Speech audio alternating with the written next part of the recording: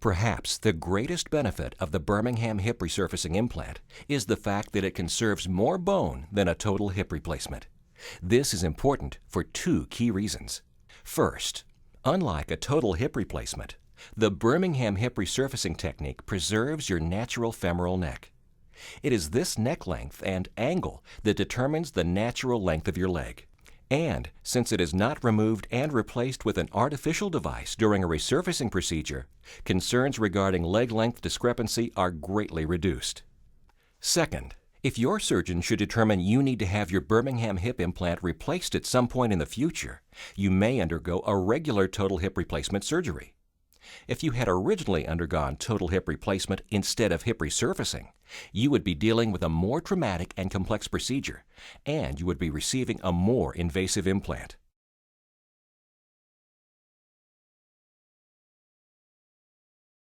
Until just recently, your orthopedist would likely be recommending total hip replacement surgery at this point of your disease state.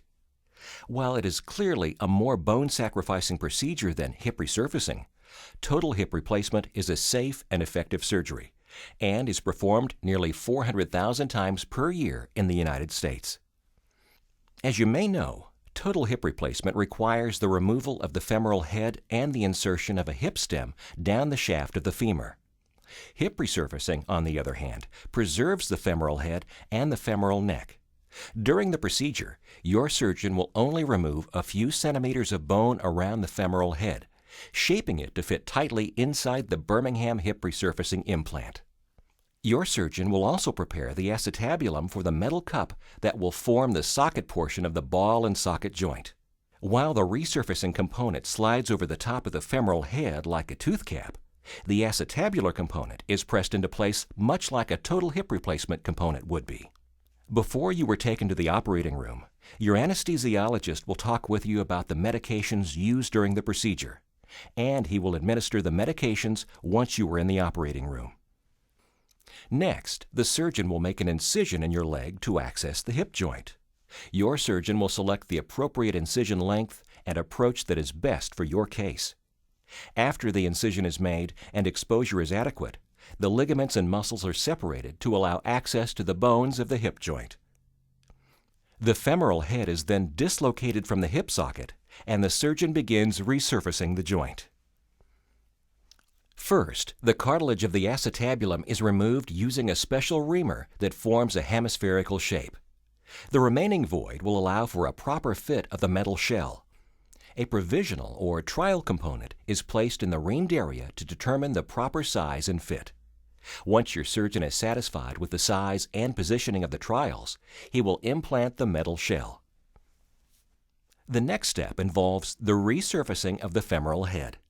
Special instruments, such as the McMinn Alignment Guide, named for one of the technique's creators, British surgeon Derek McMinn, are used to precisely trim just a few centimeters of bone around the femoral head. It is shaped to fit tightly inside the Birmingham Hip Resurfacing implant. Once satisfied with the resurfacing of the femoral head, a special type of acrylic bone cement, which is well tolerated by the body, is poured into the femoral component to facilitate its snug, stable fit. After the implant is in place, the femoral head is inserted back into the acetabulum and the hip joint is whole again. Finally, the incision is closed, an external dressing is applied to the incision, and you will be taken to the recovery room. In the recovery room, the staff will monitor your vital signs until you are transferred to your hospital room.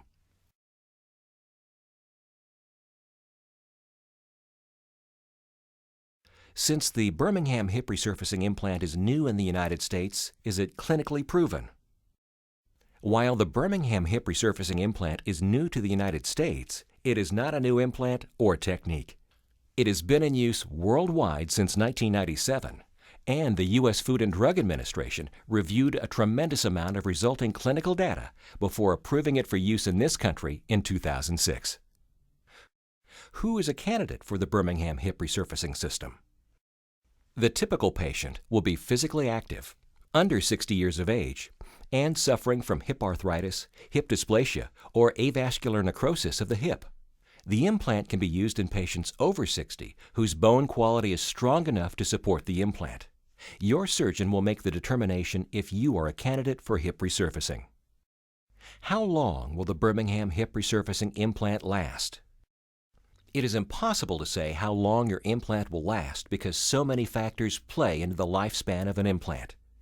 In the case of resurfacing, for instance, the metal-on-metal bearing surfaces of your new joint may extend its life longer than that of a traditional total hip replacement, but failure to comply with your physical rehabilitation regimen may cause your implant to fail within months.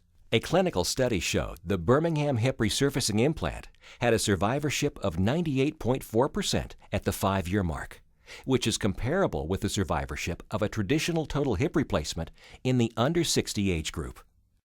How long will my scar be? Your surgeon will use an incision of between 6 and 8 inches in length. While some surgeons may use a slightly smaller incision, most will fall in that range. How is the Birmingham Hip Resurfacing system different from regular total hip replacement? Hip resurfacing conserves more bone than a total hip replacement. In total hip replacement, a moderate amount of bone is cut away to make room for the implants. Birmingham Hip Resurfacing requires just a few centimeters of bone to be resurfaced in order to accommodate the implants. Side by side, it is obvious that the Birmingham Hip Resurfacing technique conserves more bone than traditional hip replacement surgery. What risks are associated with the Birmingham Hip Resurfacing system? Just like with total hip replacement, the risks of hip resurfacing surgery include thromboembolism, pneumonia, and infection. For a complete list, visit www.birminghamhipresurfacing.com or speak with your physician. What are my physical limitations after surgery? Most surgeons will tell you that after the first year, you can return to whatever physical activity you enjoyed before hip pain limited your mobility. For instance, unlike total hip replacement, you may be able to return to jogging or singles tennis after your first year after surgery. During your first year, more conservative, low-impact activities like walking, swimming, and bicycling are recommended for strengthening your femoral neck and the muscles around your resurfaced joint.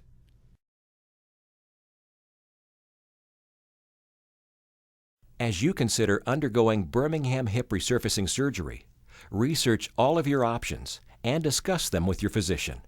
If you would like further information about this procedure, visit www.birminghamhipresurfacing.com.